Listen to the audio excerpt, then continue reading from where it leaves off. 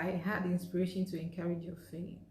We saw the characteristic zeal and the rashness of Herod to slaughter children from 2 years and below, not considering anything whether Jesus was going to fulfill a redemptive plan or not, even when he himself has sought the scribes and Pharisees to inquire where the child who is born to be king of the Jews is, just to go and kill him, but deceiving the wise men that they should bring him a word so that he also go and worship him.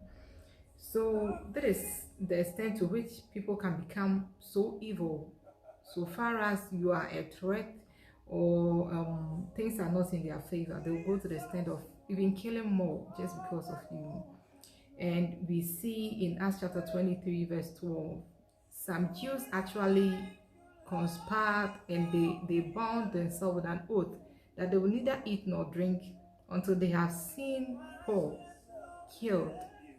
If people could go to that extent to kill somebody who is zealously working for the Lord, that it means that as a child of God, we do not have to take things for granted at all. As an army, you cannot be acting like a civilian on the battlefield. That is a battle, and we all ought to be armed and face it as such.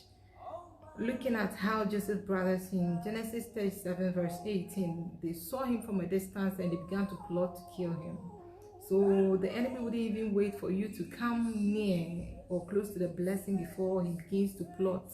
So you always have to be alert, you always have to be in tune, keeping to the culture of prayer, the culture of faith, the culture of keeping to scriptures, fasting.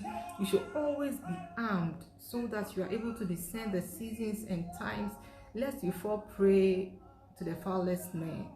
That is an awakening that children of God, we have to be on our feet. You cannot be sleeping, because there is not time to be sleeping, because it was while men slept that the enemy came to sow tares among the good seeds.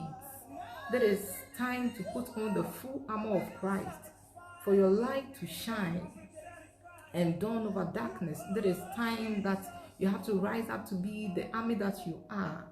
The call of God is not for public show, or what we call it. It's not for fame, it's not for publicity, it's not for eating and drinking, it's not for a physical adorning, but it's actually something that brings you to the battlefront. So you always have to be armed and be ready for anything that comes your way.